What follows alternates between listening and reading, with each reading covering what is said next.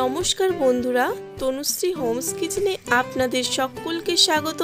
চলে এসেছি আবারও একটি নতুন রেসিপির ভিডিও নিয়ে। আজ আপনাদের সাথে শেয়ার করব মাত্র 5 মিনিটে তৈরি দুর্দান্ত স্বাদের একটা স্ন্যাক্সের রেসিপি। বন্ধুরা, ভিডিওটি শুরু করার আগে আমার এই চ্যানেলটি যদি সাবস্ক্রাইব করা না থাকে সাবস্ক্রাইব করে নেওয়ার অনুরোধ রইল। তার সাথে পাশে থাকা বেল আইকনটিও প্রেস করে নেবেন, যাতে আমার চ্যানেলে আসা প্রত্যেকটি ভিডিও নোটিফিকেশন সবার আগে আপনাদের কাছে পৌঁছে যায়।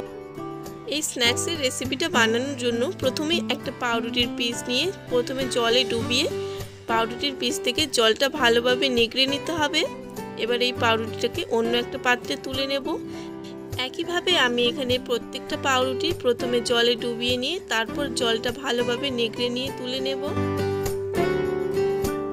এবার এই পাউরুটির মধ্যে দিয়ে দেব পরিমাণ মতো পেঁয়াজ কুচি, দিয়ে দেব কাঁচা লঙ্কা কুচি, এরপর দিয়ে দেব আদা রসুন কুচনো, আর এখানে দিয়ে দেব বেশ কয়েকটা কারি পাতা। এখানে আপনারা কারি পাতার পরিবর্তে ধনেপাতাও ব্যবহার করতে পারেন।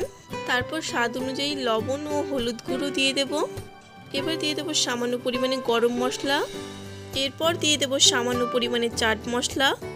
সমস্ত উপকরণ দিয়ে দেওয়ার পর এখনই সব কিছু ভালোভাবে মেখে নেব। এখানে আমার পাউরুটির মিশ্রণটা তৈরি হয়ে গেছে। এখন এখান থেকে অল্প অল্প মিশ্রণ নিয়ে লম্বা করে কাটলেটের শেপে তৈরি করে নেব। বন্ধুরা, আপনারা এখানে নিজেদের পছন্দ অনুযায়ী যে কোনোভাবে এই পকোড়াগুলো তৈরি করে নিতে পারেন।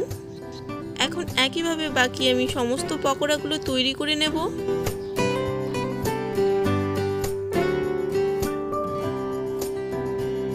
এখানে আমার পকোড়াগুলো তৈরি করে নেওয়া হয়ে গেছে। এখন এই পকোড়াগুলো ভেজে নিতে হবে।